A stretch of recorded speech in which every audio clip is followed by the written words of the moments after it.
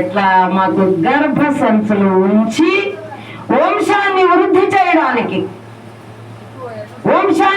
చేయడానికి స్త్రీలుగా భూమి మీదకి వచ్చాం మనందరం. హల్లెలూయా చెప్పండి. మన పట్ల లేరు, మన భర్తల ద్వారా మనం అమ్మలమైపోయాం. అమ్మలమైన మనం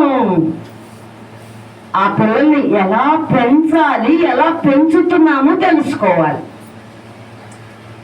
ఎలాగంటే అలా పెంచేసేస్తే తర్వాత వాళ్ళు పెద్దవాళ్ళు అయిపోయిన తర్వాత వాళ్ళు సరైన పరిస్థితుల్లో లేకపోతే బాధపడేది ఎవరు? మనమే బాధపడతాం. అందుకనే ఏం చేయాలంటే ఇప్పటి తరం వాళ్ళు, హలో యవ్వన బిడ్డలు, ఆడపిల్లలైనా మగపిల్లలైనా చెప్తున్నాను, వివాహం కావలసిన వారికి నేను చెప్తున్నాను, దేవుడిని నమ్ముకోండి. చప్పట్లు కొట్టండి. 7వ రోగం తగ్గింది, 7 రోజులు రమ్మన్నాడు, 7 వారాలు వచ్చాము, మాకు అవి తగ్గిపోయినాయి, మరి కొంచెం మారు మనసుగా మందు మానుకున్నాము. ఈ వాస్తవమే, ప్రభు చేస్తాడు అవి. కానీ మీరు చేయవలసింది ఏంటంటే, మేము పాపిమి ప్రభువా, మేము పాపుల